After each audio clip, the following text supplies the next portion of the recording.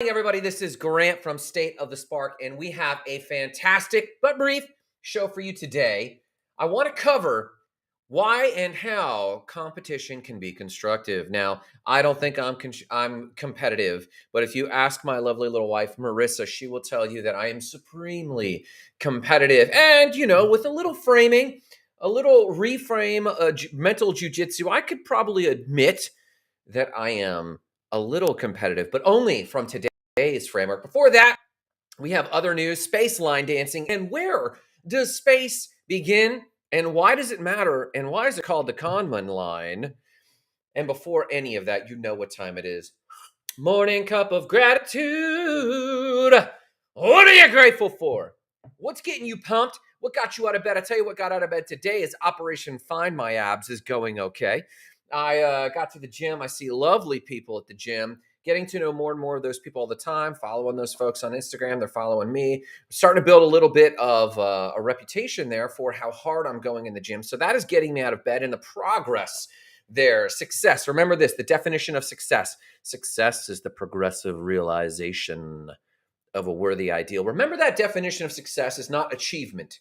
Success is not achievement. If you look at the etymology of the word success, it implies a succession of events, a succession of things. Success simply means the progressive realization of a worthy ideal. Let's talk about what we're grateful for. Share in the comments. Tell me what's getting you out of bed. Tell me what's got you excited, and I'll share a few other things. What got me out of bed this morning, what I'm grateful for this morning, was my workout routine, my fitness routine. Supremely excited about that. And my computer screen looks a little laggy. There we go. And we're back. I'll tell you what else I'm grateful for. I'm grateful for the chocolate morsels I have in here. I'm grateful for the calories I'm allowed to consume, at least for now, before I go into my cut. My man, Victor, this morning. Victor, good morning. How you doing? We're covering space line dancing, what makes competition constructive, and the lesson I learned from my nephew's game this morning. But before any of that, I want to hear from Victor what you're grateful for this morning. I got a lot I'm grateful for that have already been listed. Some chocolate morsels in my coffee, my awesome new team, which I get to meet with this morning again. I love meeting with them. I love the fact that we're using our business to level up everything we're doing and to accomplish our mission. Our mission isn't websites. Our mission is helping people express their highest self through our mission statement, igniting lives of explosive significance. We're doing that through the website company, but that website company is just a gateway through the personal development that we really want to be doing in people's lives. That's what I'm grateful for. What are you grateful for? Tell me in the comments below. Let me know what you're grateful for, and I'll shout it out because you have to start the day with gratitude. Otherwise, man, reality, the news, other people could absolutely weigh you down. That's what I'm grateful for. No matter what you do today, post in the comments. Let me know what you're grateful for, and let's talk about other news. In other news, what's going on in the markets? Very briefly, what's going on in the markets? We've heard a lot of bad news. Ooh, my man, Victor, grateful for every new day. And why are you grateful for every new day? Get specific, Victor. What makes you grateful for every new day? Is it a new chance to start anew? I assume.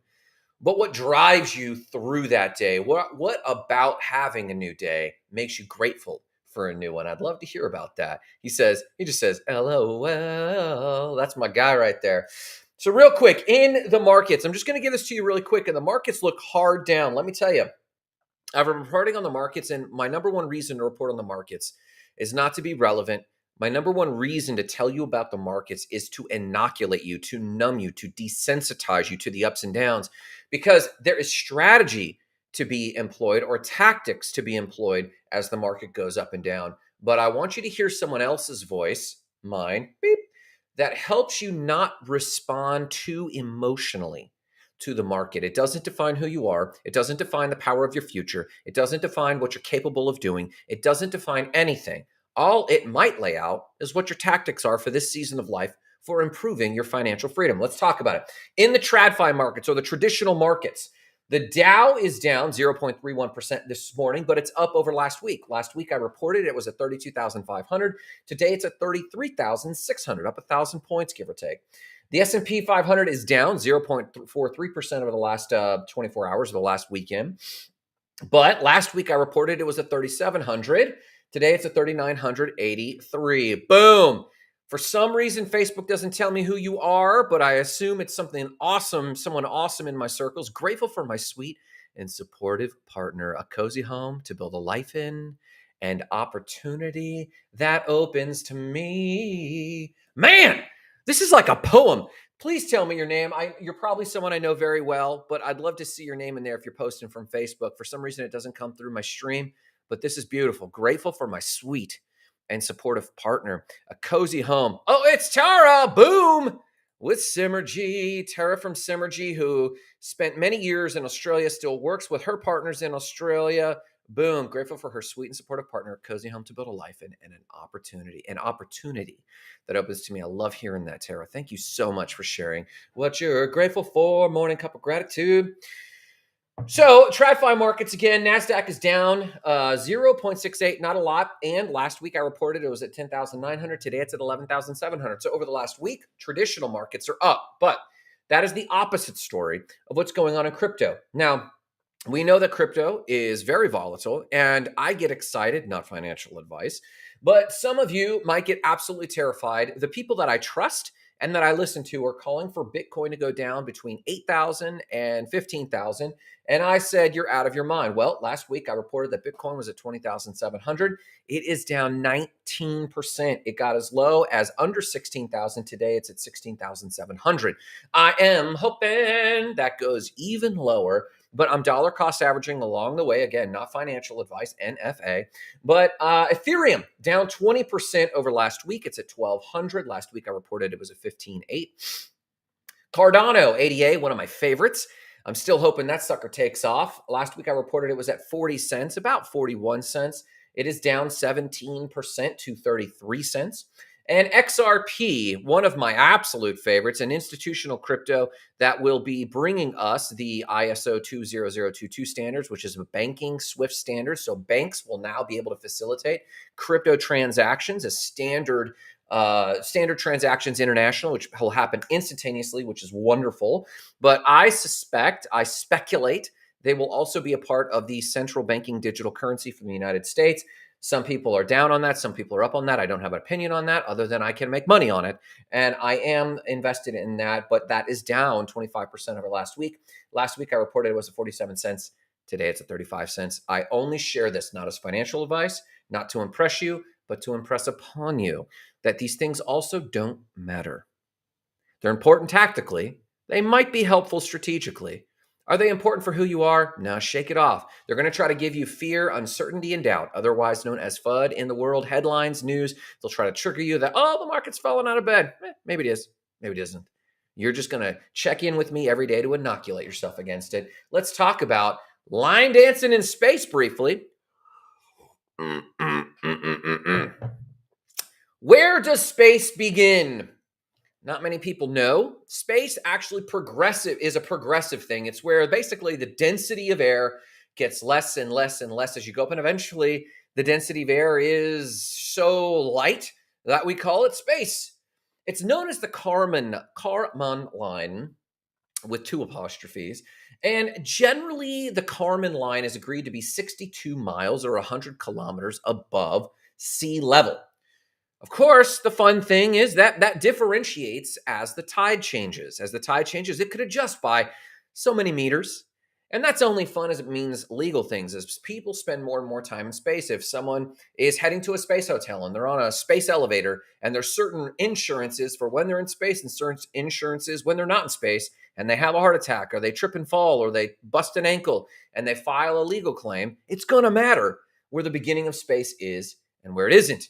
Now, already, as America is wont to do, America defines the beginning of space differently than the rest of the world. Hello, empirical system.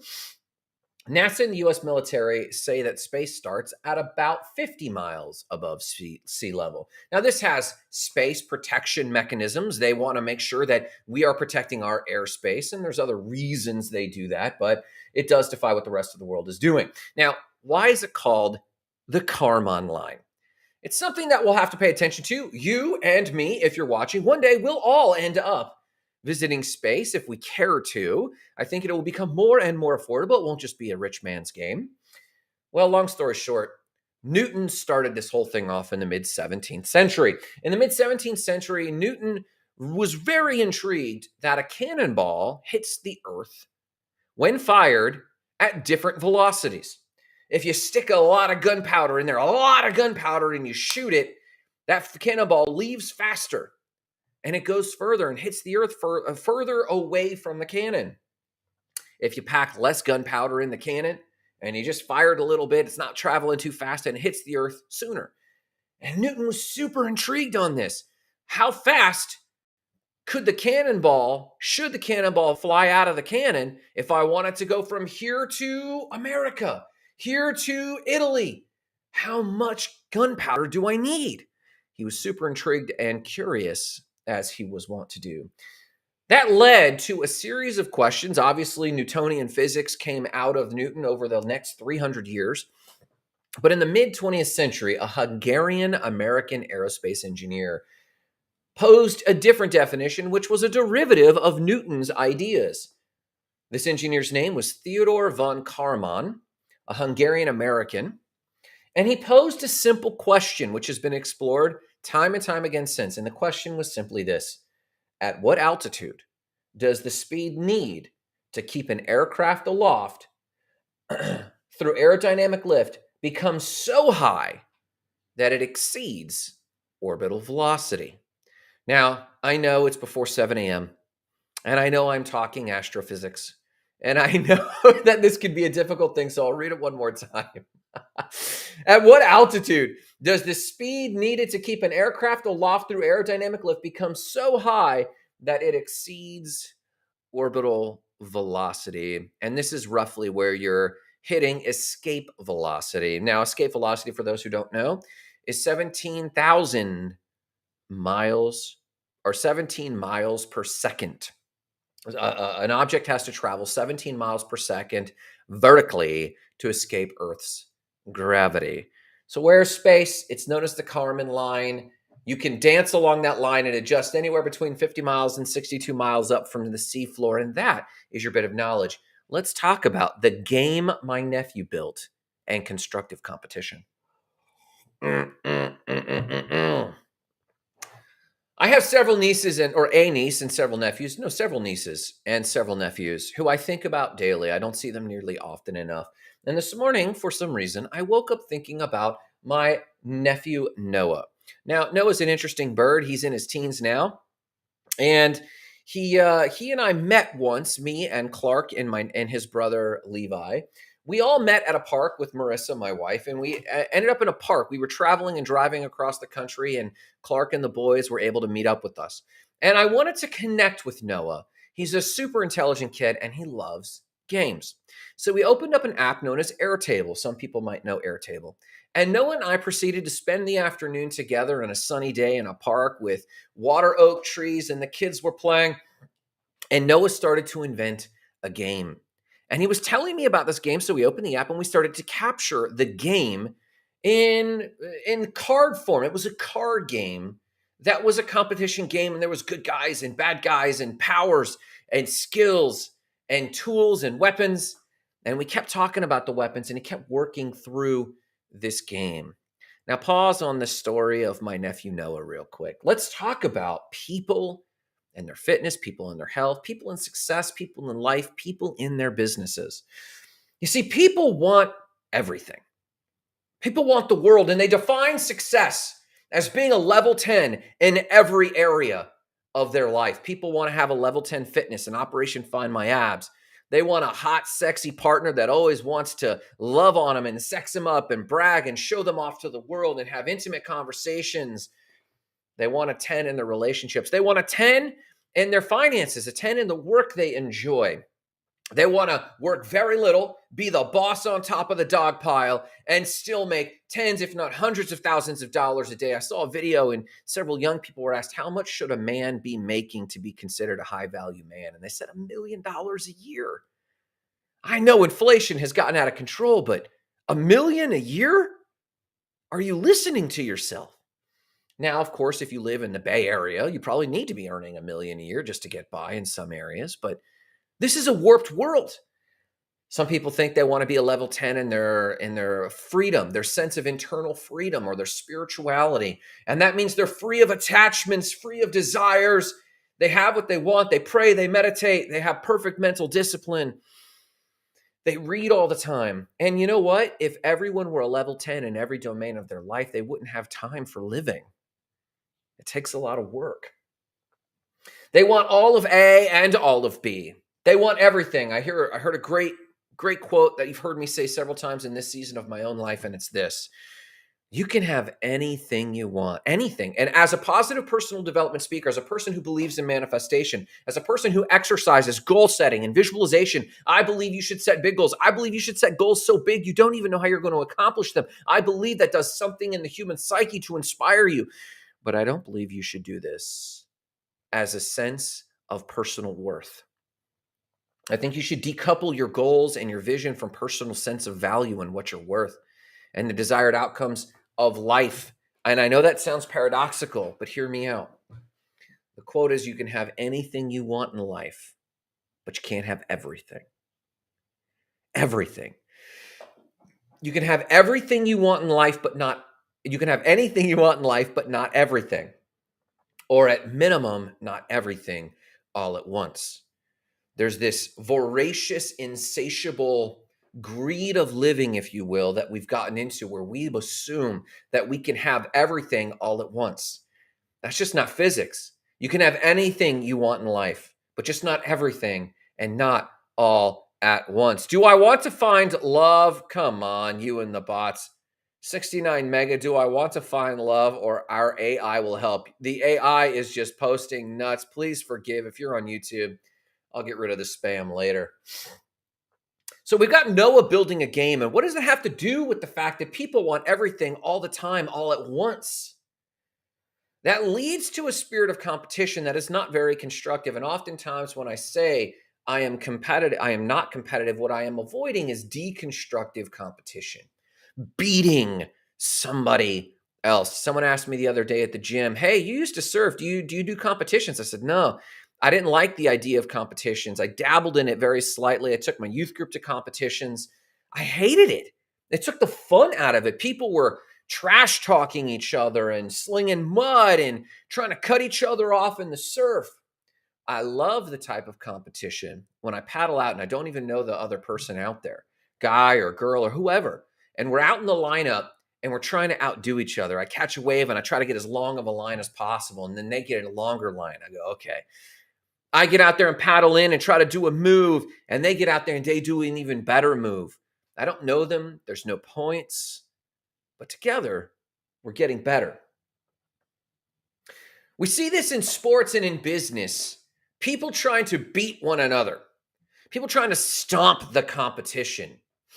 I heard it said recently, I don't have competitors. I have co-laborers and elevating this industry. And I love that. The perception from the outside of a healthy local industry should be that those people are competing. But I also see them out at drinks. I also see them out having lunch together. I don't get it. Healthy competition. You see, a lot of you have your self-worth. Whether or not you'll be able to get the boons of society, whether or not you'll have the fitness you want, have the relationships you want, have the finances you want, have the level of spirituality, and that self-worth is tied to what the perceived level you are in the competition. Do I have more followers? Do I have better fitness? Do I have better cash flows? Do I have a bigger employee team?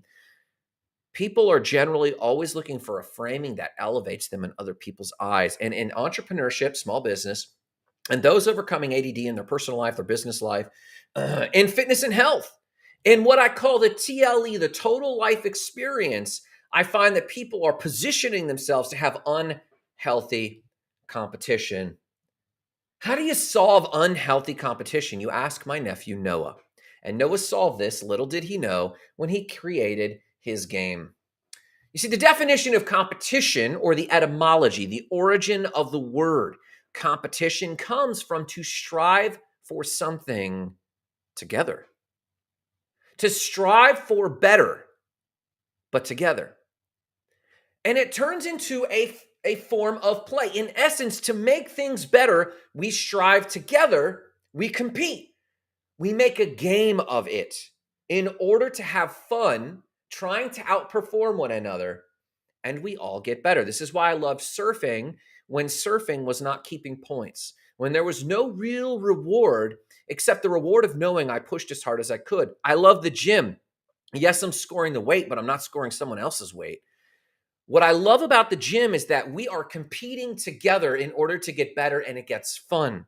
I can look over and there's a gal at the gym, Rachel, and she'll probably never see this, but I have a lot of respect for Rachel because Rachel is nearly the only female who's really going after it in the 4 a.m. crowd. The 4 a.m. crowd is a bunch of people, and there are females there, and some of the females are doing cardio and weightlifting and keeping themselves strong, and good for them.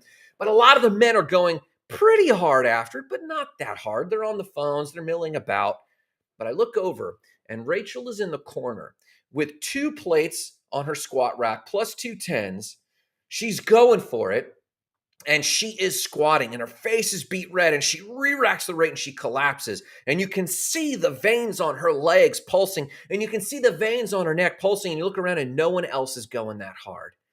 Now, I don't know how much weight she's doing for the day. I don't know what she's peaking at, but I know that the next time I sat down, and I'm not even doing squats, I'm doing bench press, I know I need to go hard. You can look at someone's form at the gym. You can look at their gender, their height, their strength, and then when they give all they can give, you have massive respect. The other day, I saw her benching, and she has a spotter, and we were all kind of urging each other along and cheering each other along. And she got under the weight, and she was only able to get this 1 rep out, and it was a fraction of the weight I can bench. I'm a male, I'm taller, I've been doing benching a bit longer, but she went harder than I've gone on my bench in forever. She gave it her all. And watching her get that 1 rep, there's an endorphin rush that hit all of us who were watching. She got this 1 rep and we cheered because she had pushed so hard for her small frame and crushed it.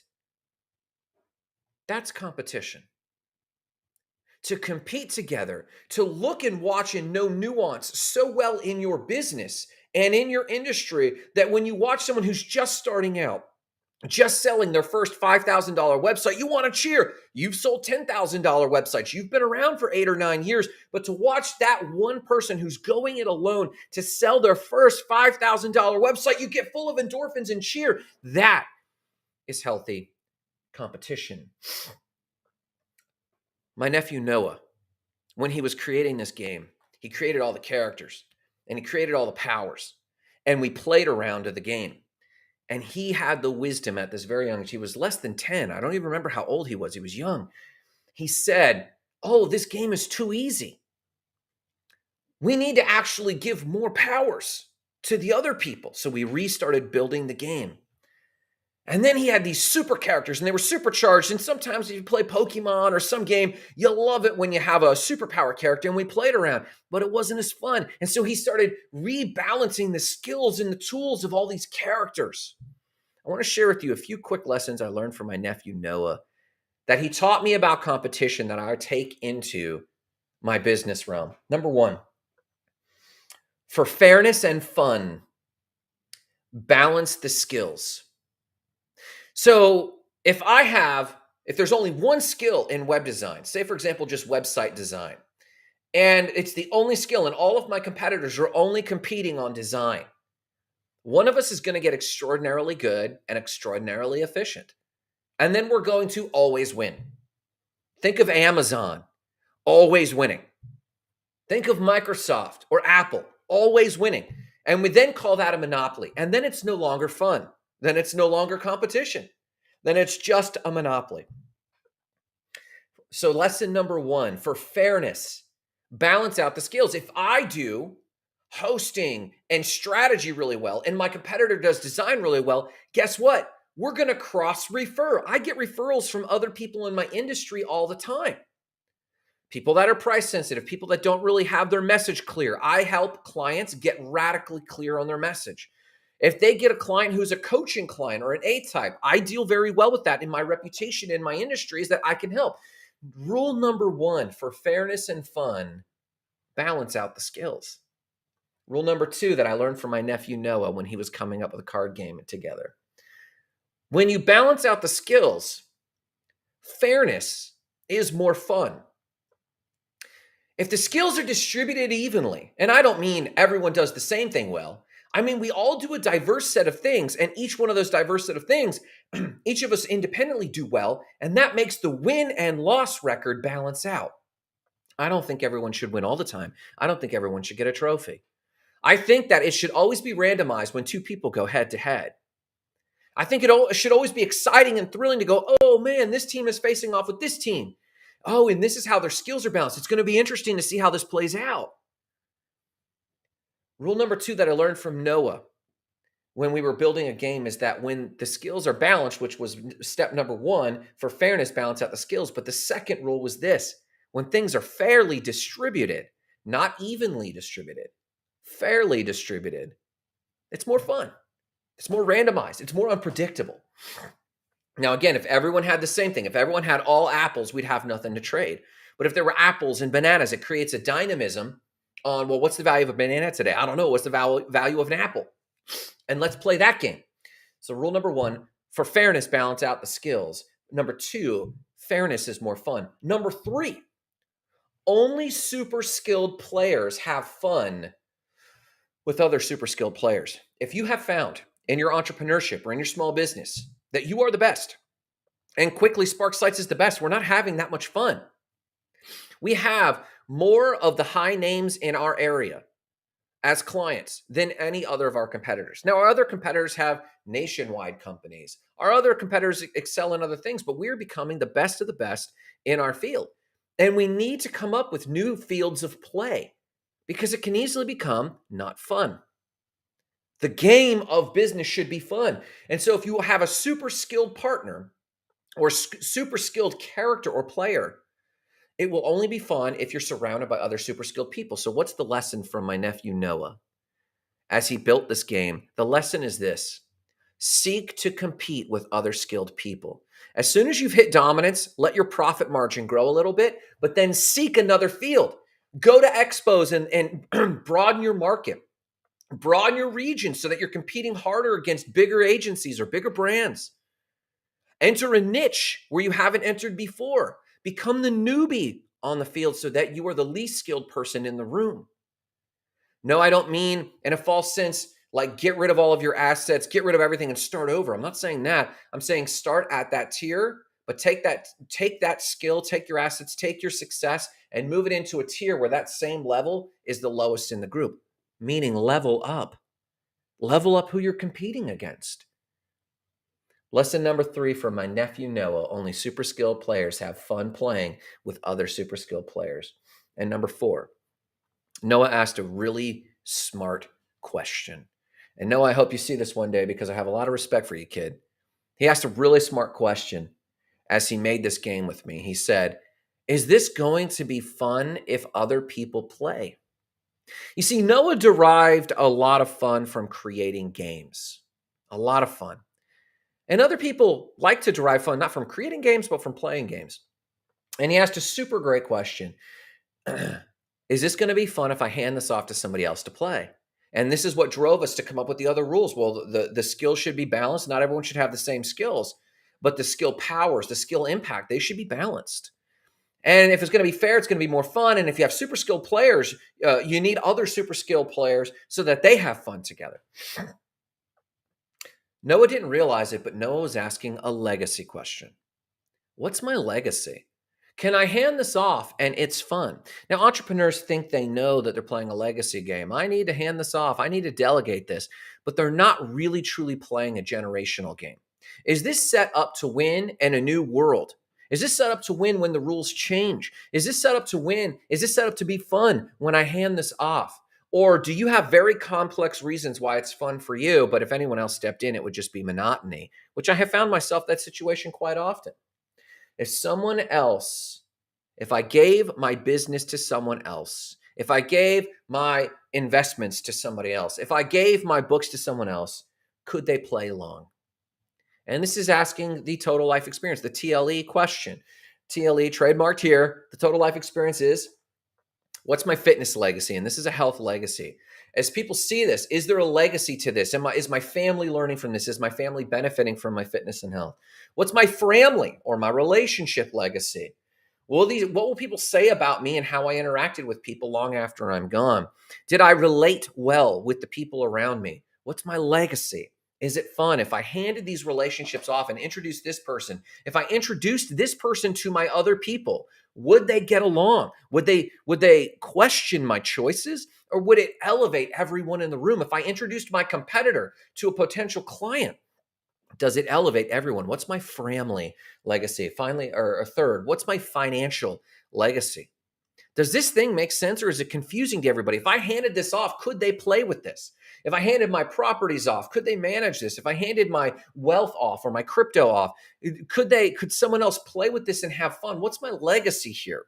And lastly, my freedom legacy or my spiritual legacy. Could people interact with this? Could people keep up with the meditation, keep up with the discipline? And the answer to a lot of these questions is no. I haven't done a great job creating a legacy. I haven't done a great job of what my nephew Noah triggered me with, and that's simply this: if I handed this game off, could someone else play, and could they have fun? Wisdom from a nephew under 10 at the time when we came up with this. So here they are, real quick. Number one, balance the skills evenly to have more fun. Number two, when things are fair and evenly distributed, fairness is more fun. More people can play. Number three, if you're a super skilled player and you find that you're winning, you're going to stop having fun. So only super skilled players have fun with other super skilled players. So level up your game. And number four, it's never too early to be thinking about legacy. And in this way, competition is supposed to be constructive. Seek constructive competition. There's two gals at the gym, they're young gals, and they could be competing with one another for men's attention, other people's attention. They could be competing for followers on Instagram, but instead they do all of their poses together. They do their workouts together. They do their TikToks together. They have a constructive competition. Who's that in your life? I have a lot of people in my life, but is it constructive? It's not destructive, it's neutral. Do I have a lot of competition? There's not a lot of competition. I need to elevate my game so I'm running with people who are challenging me, but that challenge is a constructive challenge. We're checking in with each other's finances. How did you do with this investment? How did you do with this trade? Are you actually giving it your all? How are you doing in your fitness? How are you doing in your relationship?